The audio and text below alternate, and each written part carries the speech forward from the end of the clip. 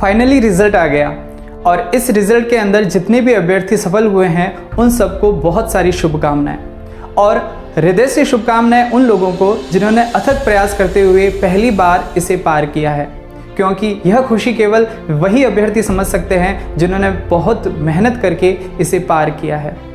जो अभ्यर्थी सफल नहीं हुए उन्हें बिल्कुल निराश नहीं होना चाहिए, उन्हें हमेशा पॉजिटिव थिंक रखनी चाहिए, क्योंकि सकारात्मक सोच से ही यह सफलता पार की जा सकती है। भगवान के प्रति आस्था रखिए, क्योंकि भगवान ने जो किया है वो आपके लिए बहुत अच्छा किया है। हो सकता है उस वक्त आपको वह सिचुएशन समझ में नहीं आ रही हो, मगर हो सकता है कि फ्यूचर के अंदर आपको वह बात समझ में आए, क्योंकि इस परीक्षा का फॉर्म भरने के साथ ही जिन लोगों के साथ में आप जुड़े हैं वह लोग आपको शायद वो फॉर्म भरने के बाद ही मिले हैं, या जो आपने ज्ञान अर्जित किया है वो सब इस फॉर्म भरने के बाद में ही आपने अर्जित किया है। इसलिए हमेशा सकारात्मक सोच रखिए।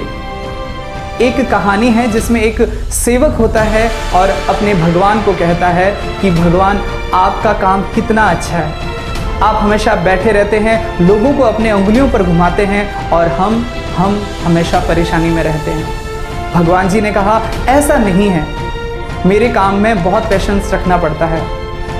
उस सेवक ने कहा तो क्यों ना एक दिन के लिए हम अपना काम चेंज कर दें। भगवान ने कहा नहीं, तुमसे ये काम नहीं होगा। मगर सेवक ने कहा क्यों, मुझे एक दिन के लिए भगवान बना दीजिए, मैं देखना चाहता हूँ कि आपका काम कितना भारी है। भगवान खुश हो गए और उन्होंने कहा चलो अगर तेरी इच्छा है तो तू एक दिन के लिए भगवान रहे, मगर एक बात का ध्यान रखना कि तुझे किसी का भी रिप्लाई नहीं करना है।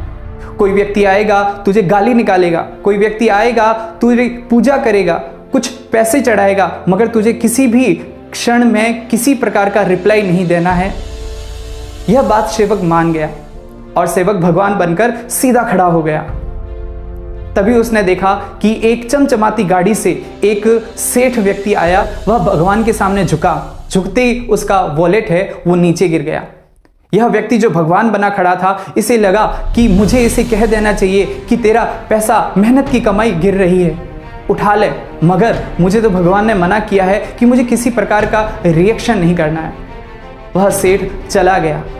उसके तुरंत पीछे एक व्यक्ति आया, उसने भगवान के सामने 1 रुपया चढ़ाया और उसने देखा कि एक वॉलेट जो पैसों से भरा हुआ पड़ा है, उसने उसे लिया और अपनी जेब में डाला और रवाना हो गया। यह जो व्यक्ति भगवान बना हुआ था, इसने एक बार और सोचा कि मुझे इसे रोक देना चाहिए, यह पैसा इसका नहीं है, मगर वह अपने भगवान के कहे अनुसार बिल्कुल भी नहीं हिला और किसी प्रकार का रिएक्शन नहीं दिया। इसके पश्चात एक नाविक आया जिसने भगवान जी को बोला कि मैं 15 दिन के लिए नाव लेकर समुद्र में जा रहा हूँ, दया रखना कि मैं 15 दिन बाद अपने परिवार के पास सकुशल लौट आऊँ। इतना कहकर वह जाने ही वाला था, तभी जो पहला वाला सेठ था वह पुलिस को लेके आया और नाविक को पकड़वाया और कहा कि यही व्यक्ति है जो मेरे बाद में आया और मेरा जो वॉलेट है, पर्स है, इसने चुराया है। पुलिस ने उस नाविक को पकड़ा और अपने साथ में ले जाने लगी।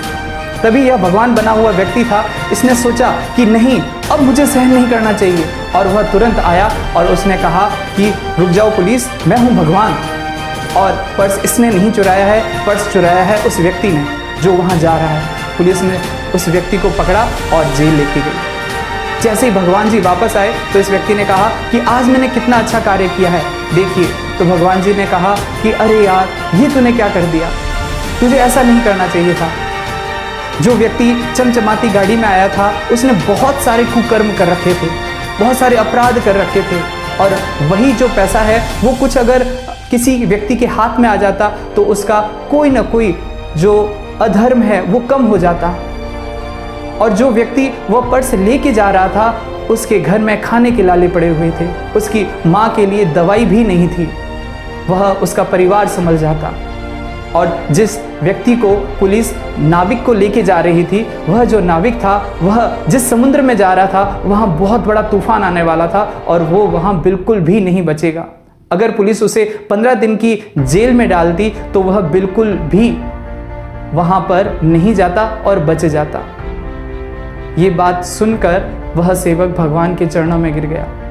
इसीलिए कहा जाता है कि भगवान ने जो कुछ कर रखा है वह हमारे अच्छे के लिए कर रखा है। मगर उस वक्त हमें दुख हो सकता है कि हमारे साथ में यह नाइंसाफ़ी क्यों हो रही है, मगर अगर हम भविष्य को देखें तो हो सकता है कि भगवान ने कुछ इससे अच्छा करने के लिए यह किया है। इसलिए थिंक पॉजिटिव, हमेशा सकारात्मक रहिए, सच्चे दिल से काम कीजिए। भगवान एक न एक दिन आपकी जरूर सुनेगा।